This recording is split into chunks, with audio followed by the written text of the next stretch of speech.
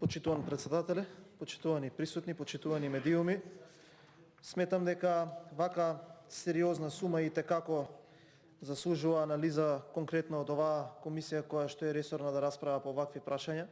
Нешто за кое што сметам дека ако се земе резимето на последниве неколку одржани седници, наместо комисија за финансирање и буџет треба можеби да се прекрсти во комисија за задолжување финансирање и буџет, заради тоа што без малку еве во новата година да не сме одржале седница на истоименава комисија, каде што не сме разговарале за одредено задолжување кое што, внимавајте, најчесто се за режиски трошоци кои што треба да бидат обезбедени од самите институции кои што бараат на одреден начин да се задолжуваат. Ова мене ми изгледа како еден вака добро смислен трик за сите оние нереализирани ветувања кои што имало цел мандат да се реализираат, 4 години, да се префрли вината кај некој друг дека некој е против некаков проект, па затоа го кочи ресорното задолжување, а без притоа да се апострофира онаа дискусија која се носеше, која се одвиваше за носење на буџетот за 2021 година. Конкретно би сакал тука да ги потсетам предлагачите на ова задолжување на онаа нивна 5-годишна рамка за раст на буџетот, како и онаа 3-годишна или 5-годишна рамка за раздолжување на Република Македонија, за кое што гледаме дека од самиот почеток на оваа година таквата стратегија е веќе заборавена, односно не се потпираме на истата која што ја носевме тука и која што без малку на седницата за носење на буџетот немаше пратеник од мнозинството кој што не ја споменуваше.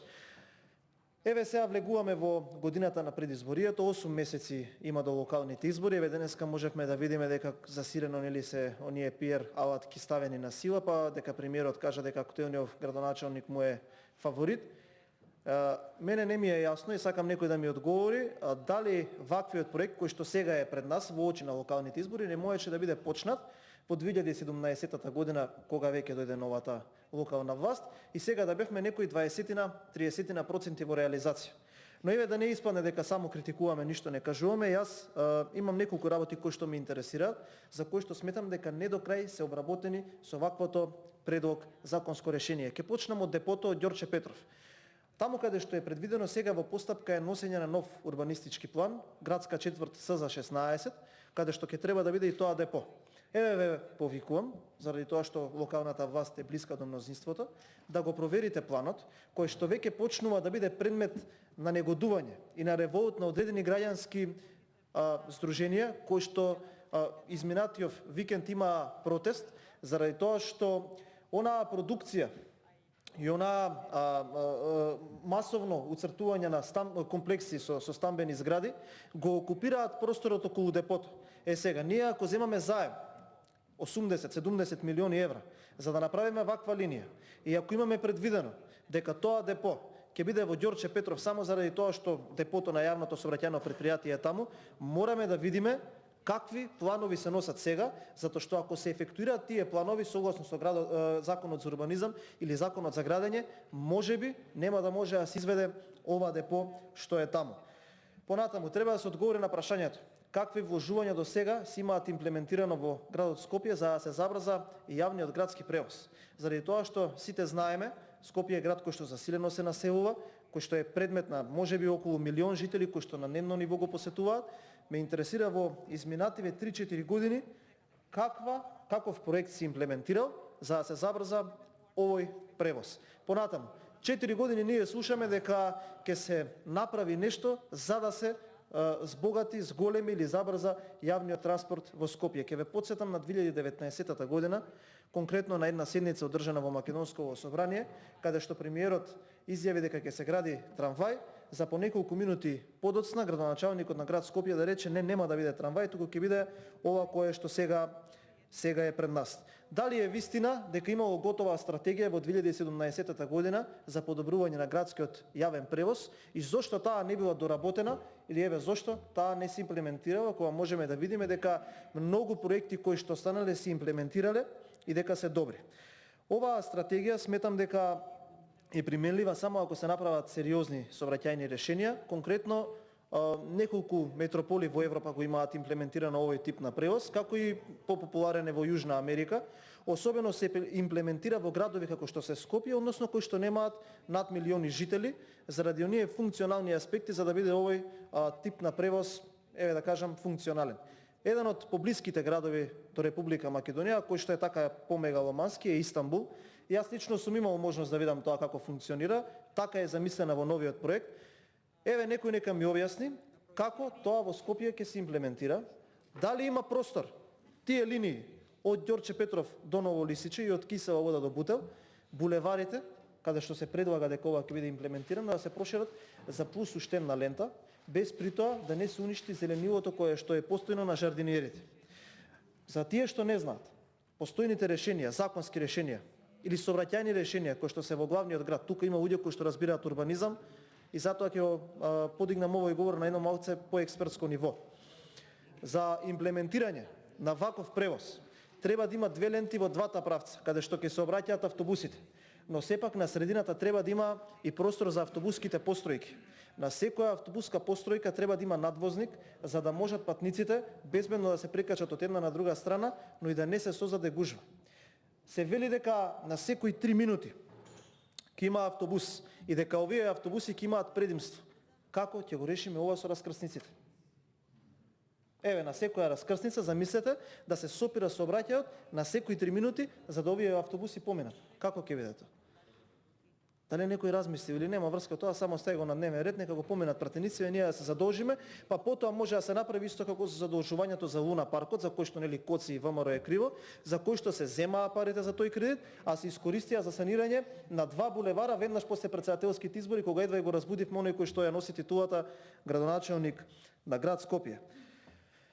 Друга работа, како ќе се скрати времето за транспорт кога ништо суштински не е променето во сообраќајот? Како ќе успеат овие автобуси, вака предложени, колку само нафрлени, колку да поминат на собраниска седница, да направат бајпас во сообраќајот во Скопје? Значи треба да се размислува и тоа. Еве, до сега најдовме 2 сериозни слабости. Раскрсниците, како тоа ќе биде регулирано, и дали овие средства ќе бидат доволни, јас слушнав дека во првата фаза тоа ќе биде така, да ги регулира лентите и да ги регулира постројките кои што ќе треба да бидат направени. Нема да бидат доволни. Нема да бидат доволни. Понатаму, еве ќе кажам за втората фаза.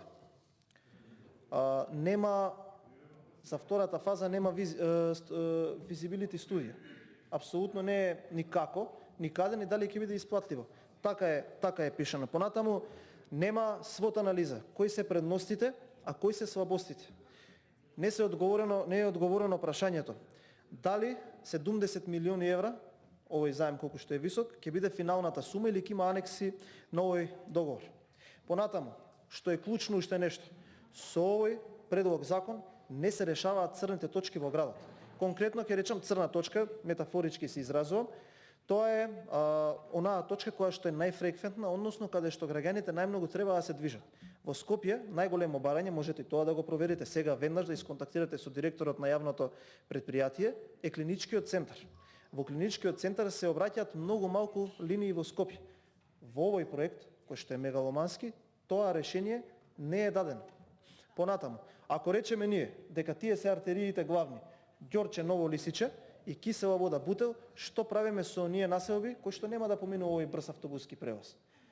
Прашав еден експерт и ми вели, тогаш значи дека целокупниот градски превоз ќе биде фокусиран на метро системот во Париз, односно да ја храни оваа линија. Како тоа ќе биде направено? Како тоа ќе биде направено? Ме разбирате дека има многу пропусти кои што не може да се решат со ова? Дека ќе биде само еден гол популизам или фрлено нешто за пред избори да се каже дека еве опозицијата го блокира тоа и тоа. Таа градска линија која што се предлага, еве сега постои во контурите на автобуската линија, би рекол 22 до транспортен центар или 5 од Ѓорче Петров до Ново Лисиче. Таа е една автобуска линија. За да отидете вие до крајна дестинација, вие ќе треба да излезете од таа линија, па да фатите некој друг автобуски превоз кој што ќе биде надвор од овие сообраќајници кои што го покриваат брзиот автобуски превоз. Вака како што ви е замислено, ќе изгледа дека на партизански одреди, односно првата фаза, првата артерија и онаа втората од Киса Вода до Бутел, таму каде што ќе се имплементира овој брз автобуски превоз, нема да може да се обраќаат други линии. Еве замислете вие дека треба да идете до факултетите, да тргнете од Ѓорче Петров, се симнувате кај Соборна, ќе треба пешки да идете за да фатите друг автобус да ве однесе на факултетите. Кое е ова сообраќајно решение? Каква е примената на ова? Дали некој знае? Каква е логиката на ова? И уште еднаш ќе кажам уште една работа. Не сум против капитални инвестиции или нешто што ќе треба да ја подобри функционирањето на еден град. Ама кога се наоѓаме на ваква криза како што се наоѓаме на сега, ајде да не злоупотребувам говорницата, ќе завршам зашто ми помина времето, бидете свесни дека оваа држава во рецесија има многу поприоритетни работи за решавање него некои работи кои што ги ставате на дневен ред за кои што се задолжува државата. Ви благодарам. Благодарам. Прв за реплика е претеникот, односно сам единствен пример за реплика е претеникот Диме Велковски.